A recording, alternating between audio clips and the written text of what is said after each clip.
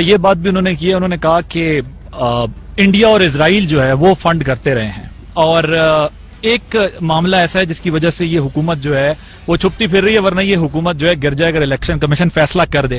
بڑا سنگین الزام انہوں نے لگایا, اور اگر یہ کسی سٹیج پر وہ اس الزام کو لے کے جاتے ہیں اور وہ اس میں کسی حد تک کامیاب ہو جاتے ہیں تو اس کے کیا کانسیکوینسز ہوں گے آپ کی حکومت کے؟ میں کہتا ہوں کہ یہ سپریم کورٹ میں لے کے جائیں, یہ الیکشن کمیشن میں لے کے جائیں, جدھر بھی لے کے جائیں, یہ اوپن ہیئرنگ ہونی چاہیے. آپ اس کے اوپر یعنی کیمرہ میں پبلک کے سامنے جانا چاہیے کہ یہ وہاں ہوا کیا ہے, یہ فنڈنگ کا کیا کیس ہے. میں آج آپ کے سامنے کہتا ہوں کہ جو ہماری فنڈنگ ہے وہ ساری لیگل ہے. یہ بتا ہی نہیں سکتے ان کے پاس فنڈنگ کدھر ہے, ان کے پاس ریکارڈز ہی نہیں ہیں. ہمارے نام لوگوں کے 40,000 ڈونرز کے نام ہیں.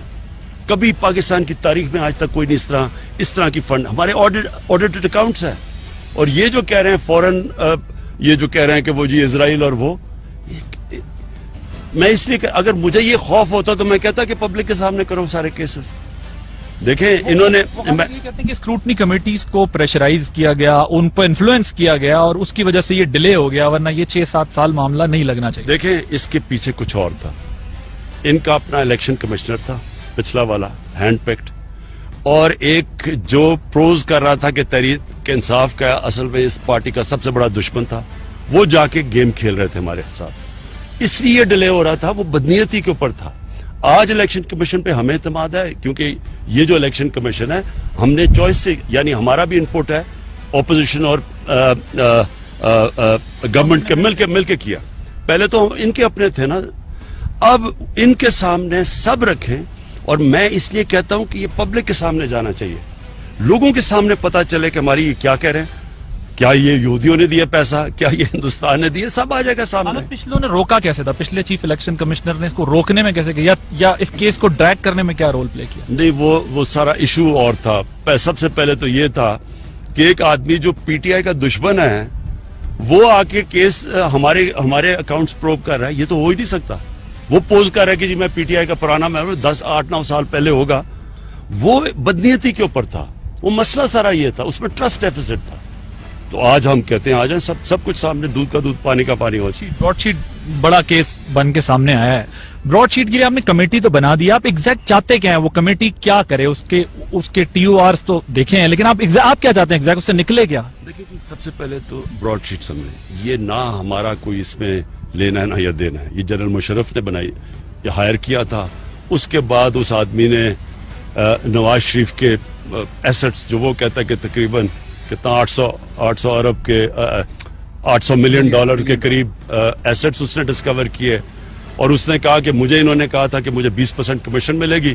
اس کے بعد پاکستانی گورنمنٹ نے اس کو این آر او دے دیا, اور میں اپنے پیسے کر رہا ہوں. کیس تو یہ ہے بیسکلی کہ پاکستان گورنمنٹ پہ پیچھے ہٹ گئی. میں نے پوری محنت کر کے اس کے ایسٹس دیے, اور پھر عدالت میں وہ چلا گیا, اور عدالت نے پھر یہ آخر میں کہا کہ ہاں واقعی نواز شریف کے 100 ملین ڈالر کے ایسٹس تھے, جس کا 20% انہوں نے اس کو دے دیا, جو 20 ملین ڈالر اس کا بنتا تھا. اب یہ ہے سارا کیس. ہم تو بعد میں آئے ہیں بیچ میں, انہوں نے ہمیں تو جب ایوارڈ ہو گیا پھر ہم نے کوشش کی کہ یہ کسی طرح, کیونکہ پاکستان کو یہ نقصان ہوا نا, یہ جو 28 ملین ڈالر کا, لہٰذا ہماری تو ہم نے اب یہ ایک پوری منسٹرز کی کمیٹی بٹائی ہے. وہ اب اپروچ کرے گی, ایلیگیشن سارے دیکھے گی وہ کیا کہہ رہے ہیں, کیونکہ وہ کئی چیزیں کہہ رہے ہیں ابھی براڈ شیٹ والے جو ہمیں تو نہیں اندازہ.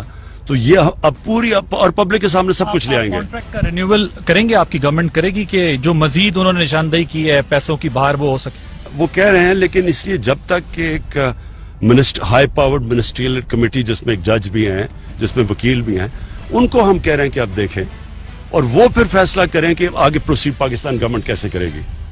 ابھی تک تو سر اب میڈیا کے اوپر ہے نا, ابھی اصل چیزیں تو پیپر ورک جب تک سارا. یہ جو میں نے انٹرویو کیا گزشتہ روز کاوے مساوی کا, تو انہوں نے مجھے یہ کہا, انہوں نے کہا کہ اس گورنمنٹ پر یا آپ کے بارے میں انہوں نے کہا کہ ہمیں یہ یقین ہے کہ اگر ہمارا معاہدہ ہو تو ہم بہت سارے ایسیٹس جو ہیں وہ ان کی نشاندہی کر سکتے ہیں جو کہ پاکستانیوں کے باہر ہیں, جو ظاہر 200 نام ہیں, کئی لوگ ہیں اس میں.